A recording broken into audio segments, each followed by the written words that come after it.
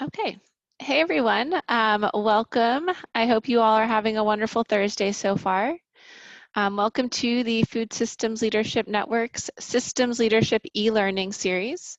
I'm Annalena Kazikis with the Wallace Center and I help to coordinate the FSLN. I'm joined today by Joseph McIntyre of 10 Circles Consulting, who's going to be leading this training, and a few of my colleagues from the Wallace Center as well. This is the second session in a series of 3 that is taking place this month, and we're super excited to have you all here, so thank you for making time out of your day to join us. All sessions are going to be recorded and archived on the FSLN platform at the end of this series. We're also going to be sending the recording to this week's session as well as last week's session in an email out tomorrow to you guys. So before we jump in, we can do a quick tech overview. And Ellie, I don't know if you can start sharing your screen for the slides. Awesome, thank you. I have a feeling many of you are getting more familiar with the Zoom platform than you might like. But let's see here. For those of you who are still new to it, on the bottom of your screen, you should see the toolbar. And there's an option to turn your video on or off, as well as to turn your mute on and off. Please keep the mute off until the group discussions, but feel free to turn your video on whenever you'd like. We'd love to see you. You can also use the chat box, which is also on the bottom of your toolbar, to introduce yourselves, say where you're calling in from, or ask any questions and to connect with each other that way as well. Let's see here. The next slide, please, Ellie. All right, so like I said, this e-learning series is hosted by the Food Systems Leadership Network, the FSLN. And the FSLN is a national peer learning community of food systems practitioners like yourselves from all across the country working across the food value chain. We're all about connections here at the FSLN, and so we focus on connecting you guys to resources, to trainings, and most importantly to each other so that we can really work on creating more just, equitable, and sustainable food systems. Next slide, please. So this systems leadership training is part of the Nonprofit Bootcamp e-learning series umbrella. And over the past few years, we've put together different online courses that help to strengthen leadership skills and management skills. These trainings, as you can see, range in their content, and all the recordings can be accessed on the FSLN's online platform. Next slide, please. So today we are excited to have Joseph here to join us from 10 Circles Consulting to lead us through this session. Joseph has been a key partner of the FSLN since we launched in 2018 and has been the lead facilitator and content producer of the Systems Leadership Retreats, which was really the foundation from which this systems leadership training really emerged. Joseph is an expert facilitator and systems thinker and has led thousands of hours of meetings, workshops, and collaborative processes on topics ranging from food waste to pesticides, localization to water supplies, and farming practices to food hubs. His background is a unique combination of economist and organizational development professional.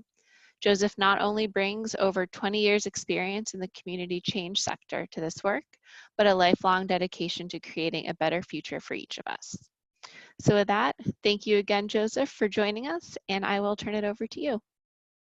Well, thank you so much, Annalena, and to all of my friends at the Wallace Center for this tremendous opportunity for each of you to take the time out of your day at a moment such as the one that we're in, where so many things that we're counting on are uncertain and so many things that we're certain of are changing. So to step out of that for a minute and to think about how do we need to show up in this minute? How can we be of greatest service? How can we make the change that all of us are dedicated to is important, and I realize a major commitment on all of your parts. So thank you for being here. I'd like to invite you to take a minute to just get here. So I don't know about you, I sometimes have a lot of windows on my screen open. This would be a good time to like close them up and sort of stay right here with us. And I want to just invite you to just sort of sit and breathe into the minute, take a second, collect yourself. I'll talk a little bit about why we do that as systems leaders in a second, but I want to actually invite you to bring your attention to something. In many, many powerful circles around the world, there is a conscious intention to dedicate the work that we do together for the benefit of communities and people and planet and creatures. And I want to invite you to think a little bit now about, to what are you dedicating your work? To whom are you trying to be of benefit? Just take a minute and sort through your head, your heart, your physical sense. And I invite you to dedicate this brief time that we're going to be together today for the benefit of everything that you care about. That in this 1 hour that we're together, that we may sharpen ourselves so that we are more able to be of service in a moment when it is critically important that we're able to do so.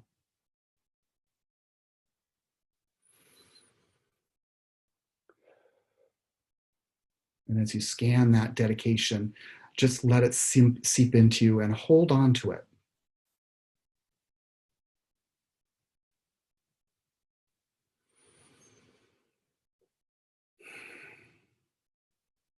Thank you so much. So for those of you who are with us the first time, welcome back. For those of you who are new to the series, welcome. Just a little context. I was reading something in our local newspaper the other day. I want to read it to you. It's a quote.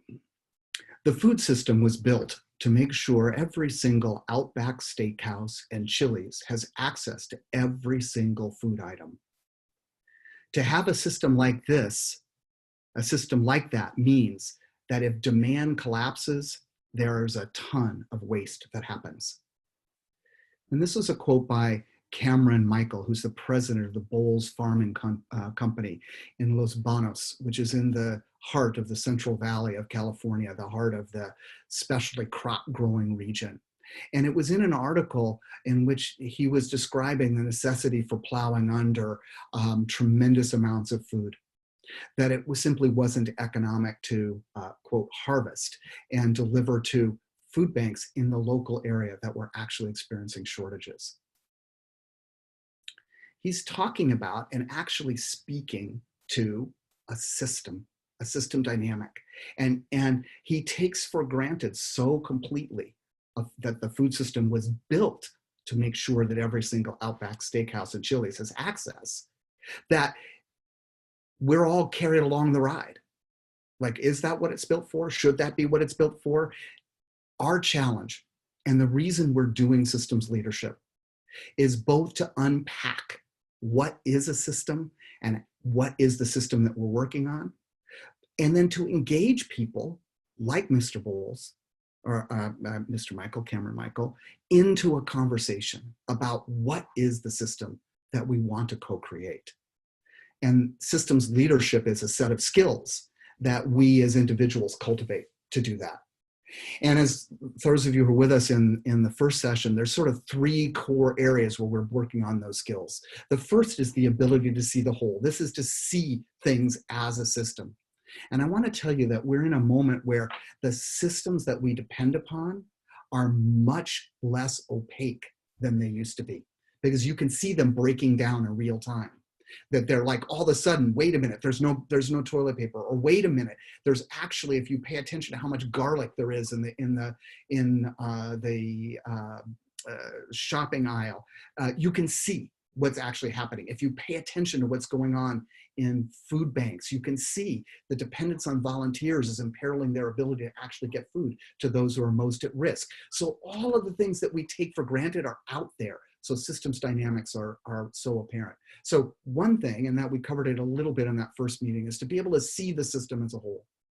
The second is that once you can begin to see it, how do we encourage listening, reflection, and dialogue about the system in real time, so that people can begin to make a difference, can decide what the community's aspirations are and where the opportunities are to make change. That's what we're going to talk about today, this second capacity. Sometimes it's called facilitation, but I think today we're going to talk a little bit more about you as the ability to host conversations that matter. And we'll talk a little bit more about that as we go along. And then finally, we're going to talk about leading from the future. And that's what we'll cover in our third session a week from now. Now, I want to say something to you. We're talking about leadership. And oftentimes when we talk about leadership, we often say that's somebody else, or I'm not that, or there are other people I look to. But I want to tell you that systems leaders are everyday people who only do this. They slow down and encourage people to see what's going on. They understand to understand the system and change it from a deeply shared aspiration for the future. It's something that you and I and everybody does naturally. Yes, can we be more skillful at it? We can. And that's why we're doing these sessions. Today, we're going to work in two different ways. Since today is about how do you host conversations that matter, we're also going to try to share with you, and I encourage you to see how we're using this virtual facilitation platform as a tool and how you might be able to use it use it yourself to help have these conversations that matter. But before we do, I want to give you one framework that'll help you understand all of what we're trying to do. Go to the next slide, please.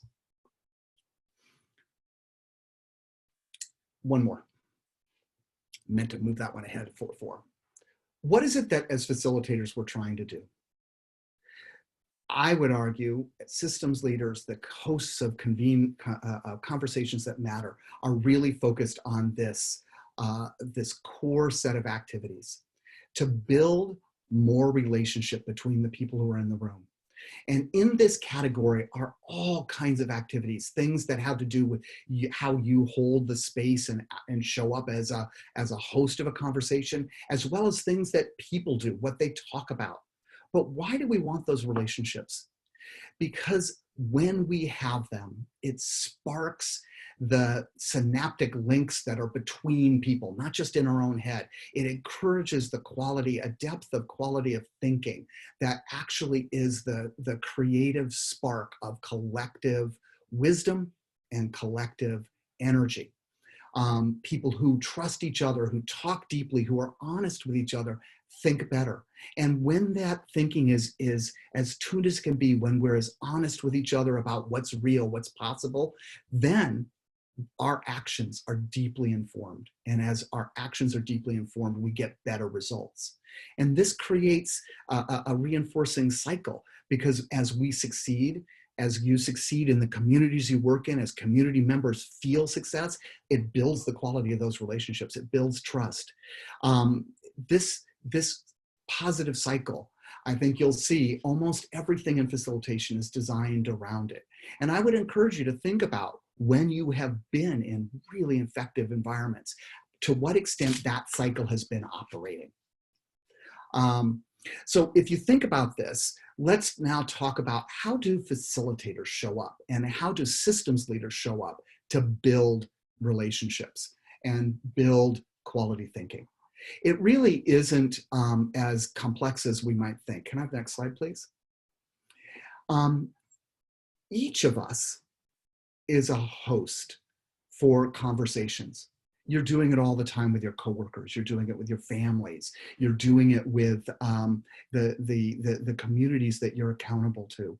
All of us are trying to encourage people to talk about what matters.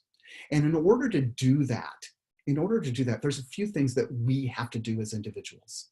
And there's a school of facilitation called Art of Hosting, and there's a lot of great resources on the net, and which we'll provide for you following up this meeting. Breaks down these core orientations that we would have to help conversations matter into four things. The first one, being present yourself.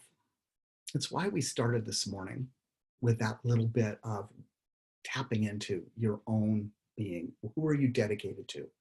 Why?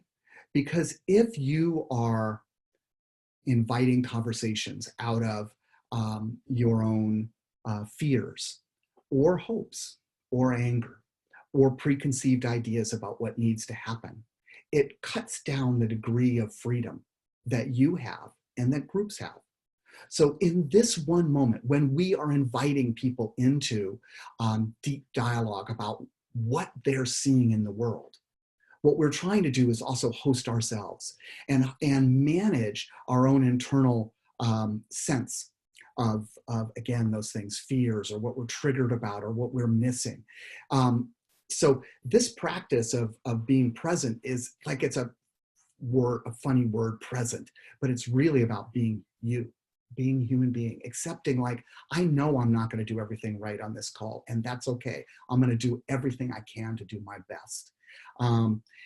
That feeling shows up for others.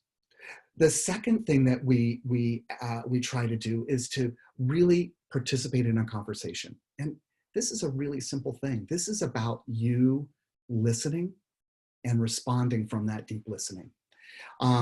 In some ways, there's almost nothing you can give another person that's more powerful than listening without judgment and without jumping ahead and without getting caught in your own story.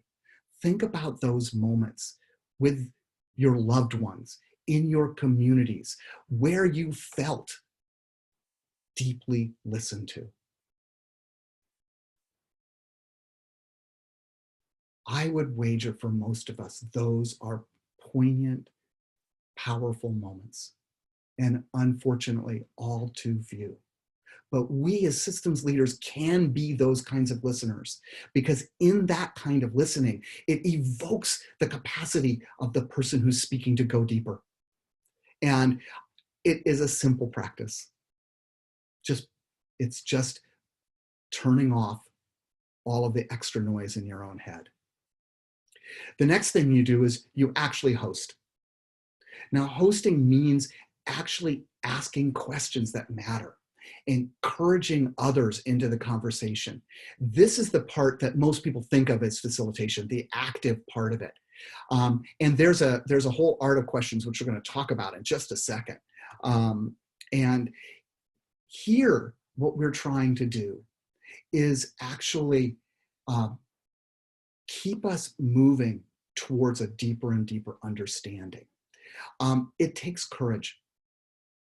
I know many of us are involved in working on anti-racism, and we know that to actually work in that space requires courage. It requires calling out things that are uncomfortable. Same thing with the quote that I talked to you. If I was to meet Cameron Mitchell and talk with the people of the Bowles Farming Company, I'd want to hear their story, but I'd also want to ask them a hard question. Is this the best way to provide nutrition to everyone in the world? Is this just and fair? And in that asking of the question, how you do it, so that it doesn't evoke defensiveness or it doesn't evoke an immediate sort of reaction, is the entire art of being a host of a conversation that matters. It doesn't mean there's not moments to speak hard truth directly. There are those moments, but it's all about skill. And then finally, it's about co-creating. In the end, what we try to do with our work in hosting conversations that matter is to invite communities to create the future that they deeply aspire to, and to which we are either servants or part of. And so we don't hold ourselves completely out of it. Our full heart, our full head, all our capabilities are there, but we know our role. It is in service. It is to be a servant. It is to be a co-creator, not the creator. So the facilitator sits in this interesting space of deeply wanting and aspiring for the deepest, best conversation to be possible, and not having preconceived notions about what that is. Now that's an interesting place to be in, because so many of us have deep ideas about what should happen. And there are times to bring those out, but we want to be careful. We want to be careful. I know for me, particularly as a white male coming from a privileged background, I have to be particularly careful of my frames, because my frames are colored by my experience. And so I work on it all the time to try to like hold myself in the right way in relationship. Now, I realize that many of you would like to have more details about how to be a facilitator. I want to point you to the other resources that are on Food Systems Leadership Network. There's a great section on facilitation there that you can read from one of our wonderful colleagues. But here I want you to get into the feeling of the facilitator, because it is this stance of being present, of participation, of asking good questions, and of listening, and of hosting that leads to the kind of co-creation, which is at the core of the values I believe that are at the heart of our movement. Now, I want to talk a little bit about something very specific though. As you're hosting, how do we ask good questions? And what do good questions look like? Next slide, please. Now, I don't necessarily want you to go, the next two slides have got some more words on them that I kind of like to do in a setting like this, but I just want to suggest to you that there's a framework for questions that is really helpful. And the framework is really broken into 4 parts, and they have to do with sort of a cycle of what goes on in groups. And so there are whole questions of who's here, who's missing, who's doing what, and you'll see. And these questions all speak to whether or not who belongs in a system. And there are what questions. What do you notice? What are you seeing? These questions are very powerful. Think about a what question that you'd love to ask somebody in your community. So what questions. These are questions that you as a host would ask when you're trying to understand meeting. So we've described it. So I told you this story. So what do we do with the quote from the Bowles Farming Company? And then now what? What is our action? How do we move to action?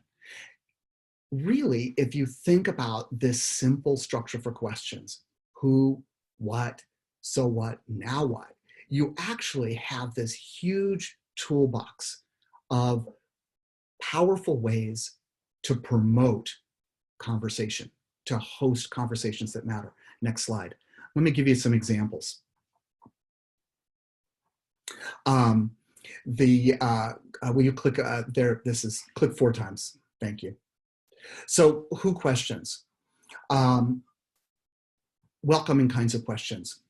What can you share about your background? What's one thing you can share that nobody knows about you? All of these are things bring people in. What questions? What did you notice? What just happened? These are stop and look questions. So what? What are the patterns? Now, for those of you who remember our first session or with me in the first session, these questions also mirror working our way down the iceberg. As we go down and down, the so what questions begin to question our whole sense of what's happening underneath the tide line, the water line. And then there's the now what questions. What are we going to do? What does it mean for our project? What's one thing you can do to support this? How do we operationalize it? What I want to suggest there's like 20 or 30 questions there, that actually some riff off of almost any one of those questions are something, 1, every facilitator wants to have, and 2, you've probably used to good purpose. In a moment like we're living in now, the ability to ask the right question was never more important. A simple question, how are you feeling right now? Which is a who kind of question, is the first bridge. What are you noticing? Is that first opening question about systems diagnosis. Where do we go from here? What does it mean? Is that first invitation to co-create. So in some ways, we can take a master's course in facilitation and study it for weeks. And in some ways, it's as simple as the ability to be present, to participate, to host and to co-create, which is inherent within each of our capacities right now, and is inherent in everyone that we work with, every community member, every grandmother, every young'un, every single person. And it's only a question of giving us the space to do it. In fact, this fundamental encouraging of dialogue and reflection is in the lineage of almost all of our traditions. And it's only been snuffed out in some ways by the modern world and the white dominant culture. Now, I would say to you, to become a good facilitator is to practice these skills. And so what I'd like to do at this point is kind of get us set up to do this practice. I want to invite you to practice these simple 4 skills of being present, participating and sharing your thinking, hosting others, and co-creating. And we're going to do it by breaking ourselves up into groups of 4. These groups of 4 don't have a formal facilitator. Each of you are the facilitators. It doesn't have a formal note taker. Each of you is keeping track of what you notice. It is a simple opportunity to sit across the table with 3 of your other friends and colleagues that you may have never met before and explore something that's important for us all. This structure, working in groups of 4, is modeled roughly off of a technique called World Cafe, which we've provided some resources, we'll provide resources for afterwards. But what I want to tell you about is that as a facilitator, what I find is when I ask people to work in groups of 4, it is the most reliable setting I know to get people to talk about what matters quickly. Why is that? It's not as intimate and close as pairs. It has more information than triads. And it's not as isolating as getting out into bigger groups of 8 or 12. It is the number which sits across a dining room table in a small family. It's the number that huddles around a restaurant. It is one of the most human structures that I know of. And if you take nothing else from today, I encourage you to experiment when you're working with community members, when you're working in your teams, to experiment working in 4s and see how that works for you. My experience is it's the most robust structure I know as a facilitator to host conversations that matter. Now, it also matters that we ask a good question. And here's the question I'd like to pose to you today. It's not about facilitation. It's about the world. It's about COVID. It's about what's happening right now. And in fact, it's this question. It's a what kind of question. Where are you seeing opportunities or openings for moving our food system and economy towards a more just and sustainable future? Where are you seeing these openings? Naturally, in the context of the crisis. As you enter into these small groups, I just want to remind you a couple of things. There's no right answers. This isn't a performance thing. It's to practice and to listen and to see in the end. When we come back, we're going to do a harvest. And in that harvest, we'll see together what we find out. Does it sound good? You're up for it? Give me a thumbs up, everybody. Those are on the camera. Now, those of you who are on phones or on limited bandwidth, if there's any way that you can show up in your breakout with your video on, this is the moment to do it. It helps tremendously in this World Cafe structure for us to be able to see you. If you can't, do the best you can. All right. Annalena, are we ready? This structure, classically, we like to do 20 minutes and repeat it in 2 different sections. So, and I'm sorry, yeah, we got caught off in mid-sentence. It does happen that way. It's a disadvantage of this particular platform for doing this kind of work, so our apologies. But I'd like to do something that I call a lightning harvest right now. And this kind of collective sense making And so think about it just like that. Like, what are we seeing? What are we sensing? And so I'm curious, from your conversations, what did you hear that really felt like a potential green shoot, that it felt like something like is emerging that we should pay attention to and may be an opportunity? And what I'd like to invite you to do, and this is to take advantage of Zoom's capacity. There are 64 of us on this call. If you press at the bottom of your screen the button that says participants and has this sort of icon of people there, you'll see that your name is there. And down on the bottom of that, there's a raise hand. So one of the things that we can do in this setting is to actually use this raise hand function. I'll put my hand up so you can see it. And then we can use that to help manage the cycle of people that are going to be involved. What did you notice? Who'd like to start us off?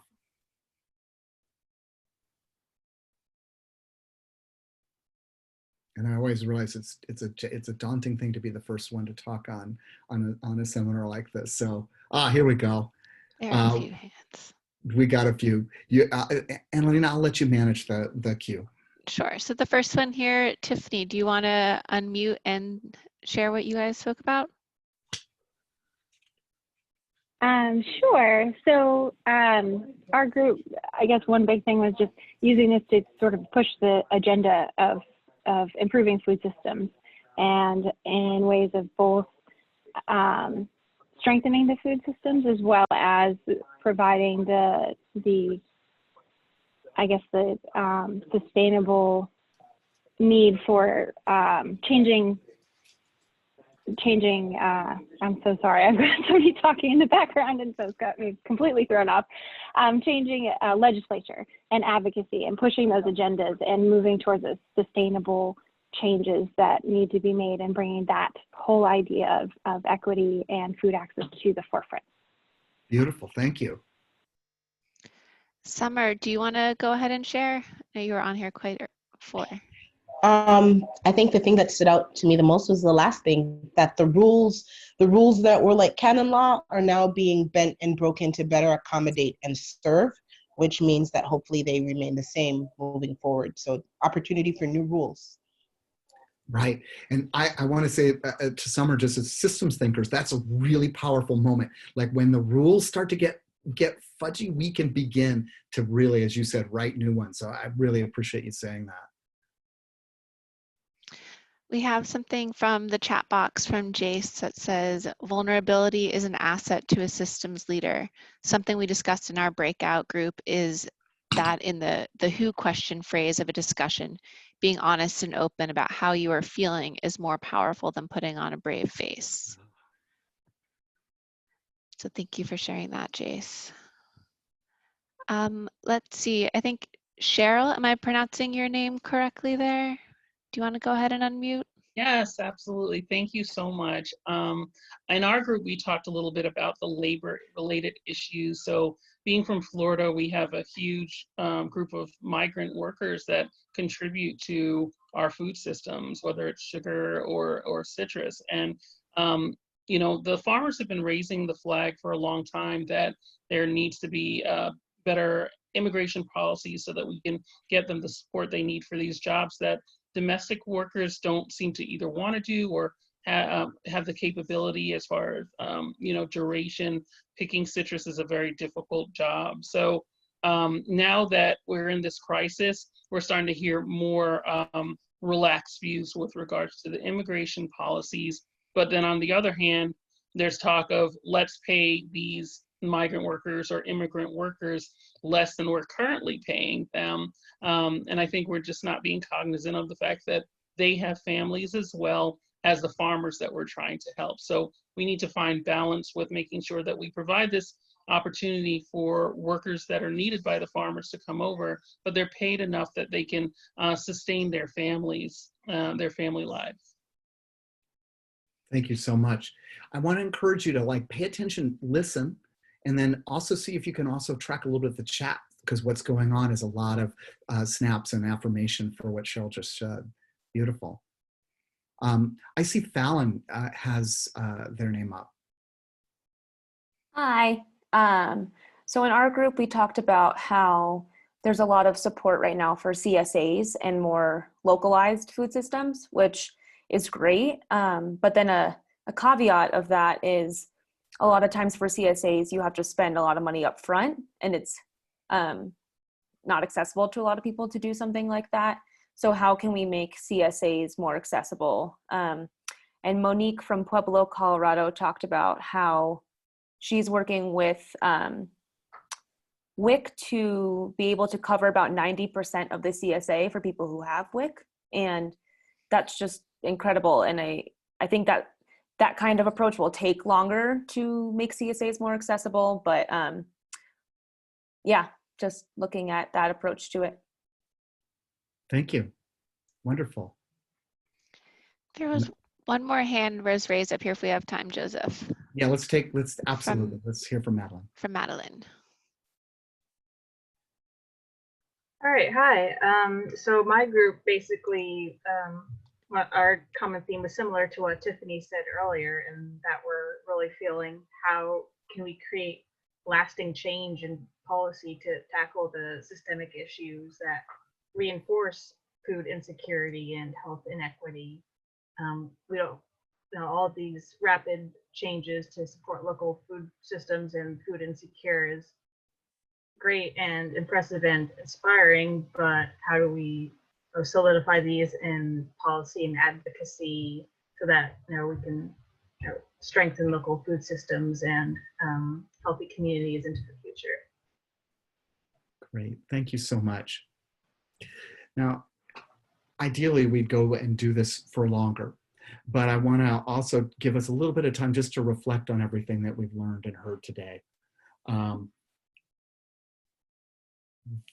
This is the moment when systems that people take for granted have been laid bare. And as systems leaders, when that happens, it is exactly as has been said by someone or others, it's opportunity to get people to look at the assumptions they're making. And it's a very powerful moment, but we have to be able to ask the right questions. And so to do that, we want to have a certain way that we are personally. We try to be present. We want to ask really powerful questions. We want to be the best listeners in the room, and that includes everybody, people that we agree with and that we don't. We want to show that we can create a whole together. And that co-creation, the building up of collective will to do what needs to be done that has been left undone in America since the first slave ships landed here from the time that the land was expropriated from our indigenous brothers and sisters, to do that work so that we can create a future that matters. That's the moment that we live in. What a great opportunity. What a great opportunity. But I do want to give you a chance to ask some questions like what are you curious about in terms of you showing up as a convener of conversations that matter? And again, feel free to use that hand function as well. We can call any call. Or chat, or whatever works. Yeah, where do we start? I agree. Where do we start? That's a really good question. We can start with Monique's question. Yeah, I mean, I think it starts with, what are you curious about? And bringing people around that curiosity. And it starts by creating a warm and convivial environment to begin to be vulnerable, as was described, and also explore what may be possible. At least that's my first take at it, Jessica. Thank you. Monique, awesome. Amarez, you had a question for us. I have a question, kind of like the question and challenge moment. Sure. Sometimes I think as a leader, I'm obviously very passionate about the conversations that I'm facilitating. Yes. And I'm wondering if there are exercises or practices that I can work through in like my daily life that will allow me to not necessarily be a participant and a facilitator at the same time. Yeah. First part, but also how do I create space for myself as a leader to be a participant in those conversations so that I have a space to share my ideas as well, in addition to hosting everyone else's. Oh, Monique, you asked the question, and Summer gave you a thumbs up, and I'm sure others have as well, the core question for systems leaders. So let me give you a simple practice. And it really is simple. I never walk into a facilitated environment before I have stopped and centered myself. I do that by focusing on my breathing. I make sure that I've taken 5 clear cleansing breaths and know that I am taking them. So I'm very focused on it. I get in touch with my intention. What is it that I'm there to do? I dedicate the work for the benefit of others. And then I consciously tell my mind that's just like yours, full of ideas that are important and that are necessary, that this moment is to step aside. And so it's that preparation before we go in that we do. And that same preparation, if you do it in your life, if you do it with your loved ones, if you do it in the morning every day, creates the condition within yourself where people can begin to connect not just with your ideas and your brilliance and your leadership, but with the real deep inner light that you have that allows people to trust you deeply. So I want to encourage you to take that in, some practice like that. Now, the second one, hats. When you feel like you need to be a participant, step out of the role. Add somebody else in that role. The moment when you do that, it empowers the group. You don't have to be the only facilitator, and they need you. We need to be co-creating this space, but not while we're trying to hold it. And, so I always try to say, when I make that switch, like, I'm going to take my facilitator hat off now and talk to you as Joseph. Here's my experience, because I need there to be that demarcation. That's the first and best way to do it, I think. But I think there's probably other great suggestions that have come up in the chat here that we may or may not get to. But Monique, wonderful, beautiful question. I think we might not have I might not have time to answer other questions, but I would encourage you to look at the comments that have come up. Let me just answer. Has anyone found success with incorporating simultaneous translation in digital spaces? It's a big barrier. I agree. What I'm told the best practice is to have 2 different audio channels. It's a little hard to do in Zoom, but you can do it with phone lines. So something to think about. Now, I think we need to stop because we have to wrap up. Will you put up the very last slide for me? Just want to give you a preview of what's coming next week.